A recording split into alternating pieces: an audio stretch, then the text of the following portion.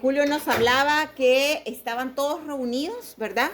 Y que habían bajado ráfagas de viento que llenaron toda la casa, se esparcieron lenguas de fuego sobre todos y quedaron todos llenos del Espíritu Santo. Y hablaban en diferentes lenguas según el Espíritu Santo así les había inspirado. Los apóstoles, cuando Jesús murió, no sé si se recuerdan que ellos estaban encerrados y estaban temerosos porque tenían miedo de que los fueran a matar. Y cuando vino el Espíritu Santo, sacaron una fuerza que se le llama el impulso misionero, que les permitió a ellos perder ese miedo. Y salieron a predicar todas las enseñanzas que Jesús les había dado. Y entonces empiezan a predicar y se sanan los enfermos, ¿verdad? Ellos también expulsaban demonios, imponían manos y empezaron a darse maravillas, como tal lo decía la palabra, ¿verdad? Sucederán cosas mayores. Y se formaron las primeras comunidades cristianas, las cuales eran orantes, unidas y testigos. ¿Se acuerdan que cuando comenzamos este módulo de la confirmación, de reafirmar nuestras promesas de la confirmación, hablábamos de que el Espíritu Santo se iba a ser operante en nosotros para ser testigos? Fue exactamente lo mismo que sucedió con los apóstoles después de la venida del Espíritu. Y nosotros hoy estamos en la iglesia en un momento que es el nuevo Pentecostés. En la prédica de la semana pasada hablábamos de la palabra ahora, ¿verdad? Hoy le decía a Zaqueo, hoy quiero estar en tu casa. Y el énfasis se hacía sobre el hoy. Pues también este día vamos a hacer un énfasis sobre el hoy y sobre el ahora. Y es importante entender que esta promesa que recibieron los apóstoles en Pentecostés es para todos nosotros. Y está relatado en Hechos 2, del 38 al 39.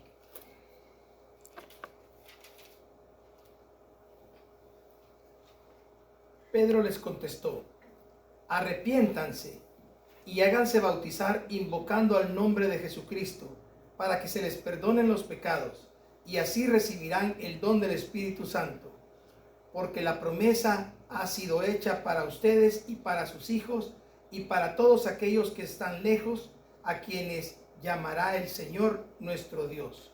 Palabra de Dios. Te alabamos, Señor. Entonces nos queda claro, ¿verdad? De que es para nosotros, para nuestros hijos. Ajá. ¿Para quiénes?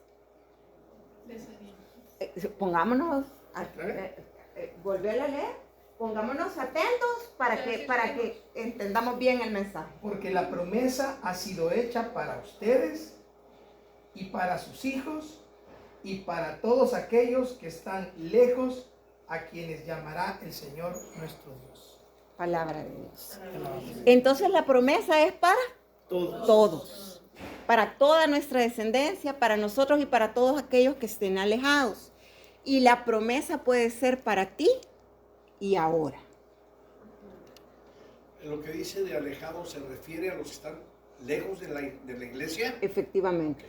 Acordémonos que cuando vino el Espíritu Santo, los apóstoles fueron a predicar a todos lados. Y esa promesa es tan de todos ellos como de nosotros, los que estamos cerca o los que tenemos corazón alejado o los que nos hemos alejado de Dios. La promesa es para todos. Y vamos a ver cómo hacer para que esos alejados también puedan recibirla. El nuevo Pentecostés ahora, el documento de Humanae, no sé cómo se pronuncia, padre, creo que es Humanae Salutis. En el numeral 23 habla sobre la salvación de la humanidad, este documento, y se dio como un documento que invitaba al Concilio Vaticano II. Y ahí se decía que se repitiera ahora en la familia cristiana el espectáculo de los apóstoles reunidos en Jerusalén. Dígnese el Espíritu Divino escuchar la oración que todos los días sube de a Él desde todos los rincones de la tierra. Renueva en nuestro tiempo los prodigios como de un nuevo Pentecostés. A mí me encanta este tema porque este tema va a hablar acerca de los recursos que la Iglesia Católica tiene para todos nosotros, para que podamos vivir el Pentecostés en este tiempo. Muchas veces hemos oído hablar de que las personas se alejan de la religión porque la religión católica no ha dado, dicen los que lo platican, no ha dado ni palabra, ni ha dado ese sentimiento que se puede vivir en otras religiones. Y llegábamos a la conclusión, platicando con Julio, que es que no hemos conocido realmente nuestra iglesia, porque la iglesia sí ha dado los recursos y esta tarde vamos a conocerlos para que podamos proclamarlos y podamos vivirlos y poder experimentar el Pentecostés que vivieron los apóstoles. El Concilio Vaticano II se convocó por el Papa Juan XXIII en 1959 y se apertura en 1962, finalizándose en 1965. O sea que estamos hablando de casi 59 años de transcurrido el Concilio Vaticano II. Y el objetivo fue poner en sintonía a la Iglesia Católica con los nuevos tiempos que vivía la humanidad. Se dice que el Concilio Vaticano II es uno de los eventos más grandes que nuestra Iglesia ha vivido. Y a consecuencia de ello se han reformado muchas cosas que la Iglesia tenía para que nosotros podamos tener una vivencia más cercana de diferentes formas, a través del Espíritu, a través de vivencias comunitarias, a través de unas reformas eclesiales y que podamos entender mejor y estemos más cercanos a todo eso que nosotros vivimos a través de la Santa Misa, a través de la visita al Santísimo, a través de la vida comunitaria. Entonces, es bien importante entender que el Concilio Vaticano II, ahí se da un antes y un después para nuestra iglesia. Y el Papa Juan XXIII decía que había que abrir las ventanas para que entre a la iglesia el soplo y el viento del Espíritu Santo para renovar y transformar a la iglesia, de tal manera que vuelva a experimentar la presencia y el poder del Espíritu de la misma manera que lo experimentaron las primeras comunidades después de Pentecostés.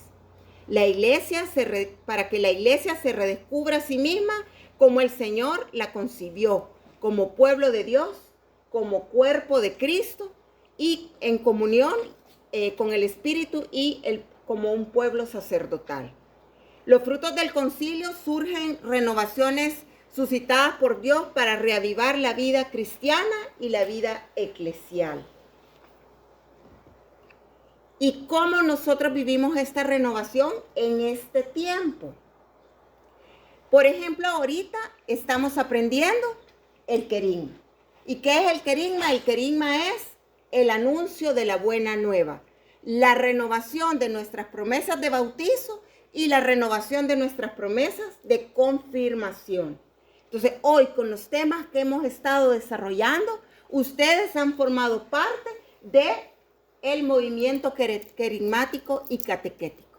Ustedes ahora conocen cómo han estado renovando sus promesas, ¿verdad? Hoy podemos decir que los que recibimos la confirmación y que no sabíamos en ese momento qué era lo que estábamos renovando, hoy sí lo sabemos. Y hoy con conciencia decimos, este es el camino que yo quiero seguir para mi vida. Y, Perdón, ¿por qué es movimiento querigmático y catequético? Catequético porque es formador. Querigmático porque anuncia la buena nueva. Y en él se nos forma para conocer con doctrina por qué nosotros estamos renovando las promesas de bautizo y por qué estamos renovando las promesas de la confirmación. En este proceso nosotros entendemos que Dios nos ama de manera personal, ¿se acuerdan que lo hablamos? Que Él nos llama por nuestro nombre y nos ama de forma incondicional. Conocimos que el pecado es el que nos separa del amor, de la cercanía de Dios, no del amor de Él, sino de la cercanía, que nosotros construimos un muro que nos divide, ¿verdad?, entre Dios y nosotros, y que dicho pecado tiene consecuencias. Y también vimos cómo podemos volver del pecado a través de la conversión, el arrepentimiento del pecado, ¿verdad? Y poder enmendar todo el daño que hemos hecho. También aprendimos cómo podemos tener una vida nueva y luego entendimos cómo Dios hace el señorío en nuestras vidas. Entonces, toda esa información es la información que nos va formando, ¿verdad? Que nos va mostrando una faceta de Dios que muchos de nosotros no conocíamos. Y luego también se renovó. Estos son todos los recursos que la iglesia pone a nuestra disposición para que podamos vivir ese nuevo Pentecostés. Hay una renovación que es un movimiento bíblico que pone al centro la palabra de Dios y centra en ella la predicación y la pone al servicio de todos los bautizados. Porque no podemos conocer, no podemos amar a aquel que no conocemos, ¿verdad? Entonces, esta renovación lo que permite es que el católico empiece a tener mayor contacto con la palabra y que nosotros seamos conocedores de ella, ¿verdad? Y que tengamos ese hambre. Por eso les decíamos, hay que traer la Biblia, hay que subrayar, porque antes nos dedicábamos a tener Biblias que no éramos, que no nos atrevíamos ni a tocarla, ¿verdad? Porque ahí está y con un respeto malentendido que no nos permitía entrar y profundizar en el conocimiento de Dios. Y luego hay también un movimiento litúrgico, ¿verdad? Donde nos permite redescubrir la liturgia como el ejercicio del sacerdocio de Cristo, la Eucaristía como cumbre y fuente de donde emana toda fuerza. Ahí donde nosotros podemos tener un contacto íntimo con Dios. ¿Qué es lo que la Eucaristía hace? ¿Cómo nosotros nos hacemos uno solo con Dios, ¿verdad? En ese momento, las visitas al Santísimo, todo eso nos permite tener una comunicación más estrecha con nuestro Padre. Y luego viene un movimiento carismático o de renovación en el Espíritu. Aquí se busca que la acción del Espíritu y la experiencia de su poder y todos sus efectos y manifestaciones visibles y permanentes. Aquí es importante entender que más que las manifestaciones inmediatas de la acción del Espíritu Santo, como los dones en función de don de lenguas, profecía y todos estos, busquemos los cambios permanentes en nuestra vida, ¿verdad? El hecho de querer buscar a Dios, el querer convertirme del pecado, el tener frutos del Espíritu y que constantemente estemos en la búsqueda de ellos. Y luego viene la renovación eclesial y comunitaria, donde hay una renovación como pueblo de Dios, viviendo la experiencia en pequeñas comunidades, donde se comparte la vida y la enseñanza.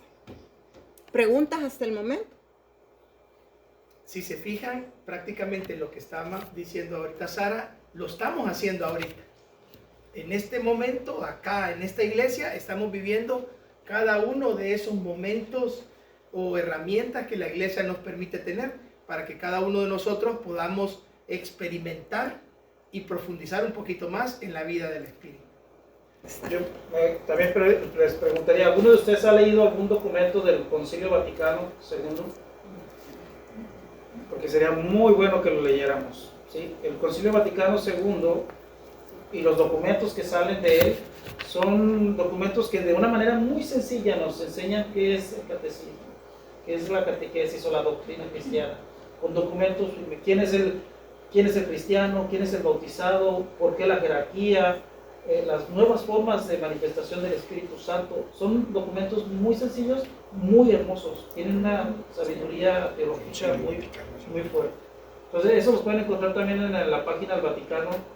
¿sí? Vatican News, y pone documentos del Vaticano II y ahí le salen todos los documentos. También puede poner Concilio Vaticano II y está en PDF y lo puede bajar, lo puede descargar para poder leerlo. También el libro viene. Exacto, el libro. Yo tengo sus libritos. Ok. Ok. Para revisarlo, a lo mejor un día podemos leer uno juntos. Sí. Este es el libro del Querigma. Muchos de ustedes nos han pedido que les pasemos las copias. Hoy lo vamos a discutir con el padre porque este es mi libro de trabajo y está todo manchado y con letras. No sé si así lo quisieran, pues ahí van lecturas, comentarios, etcétera, etcétera, ¿verdad? Y Pero, también están las presentaciones. Antes de continuar, ¿qué es el querigma? El anuncio de la buena nueva. Esto porque eres maestra. Los demás, Es la forma que nos explica desde el momento de nuestro bautismo hasta nuestra confirmación. y eso es lo que a veces yo creo que nos falta a todos. Vamos al catecismo y nomás nos aprendemos el catecismo del librito de las oraciones, ¿sí o no? Sí. Solo el de creo, y si no lo sabías, no haces tu primera comunión. Yo creo que la invitación para nosotros ya de adultos es ir a profundidad en el catecismo, conocer de qué se trata ese anuncio, ¿sí? El Padre Nuestro, ¿qué profundidad hay en el Padre Nuestro para que yo crea en Jesús? Para que yo siga a Jesús en esta iglesia, que es la Iglesia Católica. ¿Sí? Y creo que eso es donde a veces estamos fallando muchos, ¿no? Nos quedamos en lo básico del catecismo de las oraciones, pero se nos olvida la doctrina, se nos olvida la profundidad teológica y la experiencia de un Dios a través de la iglesia, y que es lo que queremos aprender. Digo, el libro dice el querigma, pero hay muchísimas cosas que aprender, ¿verdad? Es como una síntesis, ¿no? Es una síntesis, de hecho. Aquí en este libro usted va viendo todo el desglose de toda la parte del bautizo y es tan chiquito que realmente uno puede leerlo, ¿verdad? Y va el desglose de la parte de la confirmación. Es lo que ustedes han recibido, solo que probablemente aquí mucho más amplio de lo que hemos visto en las reuniones. Y luego después de vivir esta renovación, pues, ¿a qué nos lleva, verdad? La iglesia lo que espera es que se impulse a vivir con más caridad, a vivir con una fe operante, o sea, no es solo una fe de que yo creo, sino que hago práctica lo que creo, lo que me ha anunciado Dios, y más comprometida con la opción con los más necesitados. Juan 17:21 dice que todos sean uno para que el mundo crea. Ese ejemplo de vida comunitaria que tenían las primeras comunidades, la gente decía, miren cómo se aman. A eso estamos llamados. Y a una renovación total y radical de todos los bautizados, con la predicación de la palabra a otros. O sea, yo ya conozco y yo llevo eso que conozco a otros. Y se hace un efecto multiplicador, ¿verdad? Porque de nada sirve que yo aprenda y que yo conozca si yo no puedo poner al servicio de los demás todo eso que yo conozco. Si no, sería un conocimiento vacío, ¿verdad? Y como dice la palabra, ¿y cómo entenderán si no hay quien les explique? ¿Verdad? Siempre se necesita que alguien nos explique. Y el modelo está dado en Hechos 2:38 y en Hechos 2:42. Hechos 2:38 dice, arrepiéntanse y bautícese cada uno de ustedes en el nombre de Jesucristo para perdón de sus pecados. ¿Se acuerdan? Lo vimos, ¿verdad? En el pecado y en la conversión. Y les contestó Pedro, y recibirán el don del Espíritu Santo. Nosotros ya fuimos bautizados y ya recibimos ese don, ¿verdad? Y luego en Hechos 2:42 dice, y perseverarán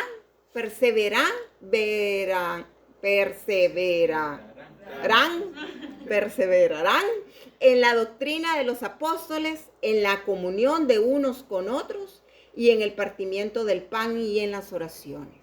O sea, esto que está sucediendo ahorita aquí es la segunda parte para poder vivir el Pentecostés, para poder gozar y disfrutar de todos esos dones que Dios tiene para nosotros y que probablemente no hemos descubierto, ¿verdad? Pero muchos, cuando son puestos en práctica, se nota. Y por ejemplo vimos como Nancy se paró y vino a dar tema, Anita se levantaba, Miguel, y de repente nunca hemos hablado y el Señor obra en cada uno, ¿verdad? A unos les da el don del servicio, el don de la palabra, el don, y a cada uno le va dando sus dones, y especialmente los dones del Espíritu Santo, ¿verdad? Usted dice, yo antes no me sentía, alguien me dijo, me decía, yo tengo una fuerza hoy que ni yo misma me lo explico.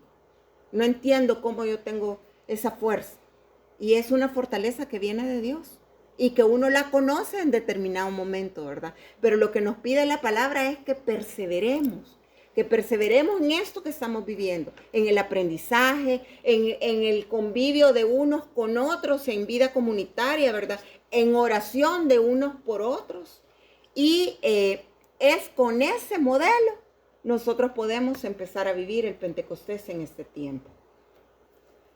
Y pues con nuestra parroquia, ¿verdad? Que vivamos el nuevo Pentecostés en la iglesia, revitalizándonos espiritualmente, teniendo un mayor impacto evangélico, ¿verdad? En función de proclamar el evangelio. No vayan a creer que nos vamos a hacer evangélicos, sino que proclamar el evangelio. Somos evangélicos porque nosotros vivimos, y alguien nos preguntaba, y ustedes son carismáticos, a Julio y a mí, nos decía, ¿y ustedes son carismáticos? Y de entrada le dijimos, no, pero el segundo le dijimos, sí, somos carismáticos, catecúmenos, somos evangélicos, somos de todo, porque la iglesia está llamando a una renovación y lo está llamando desde hace 59 años.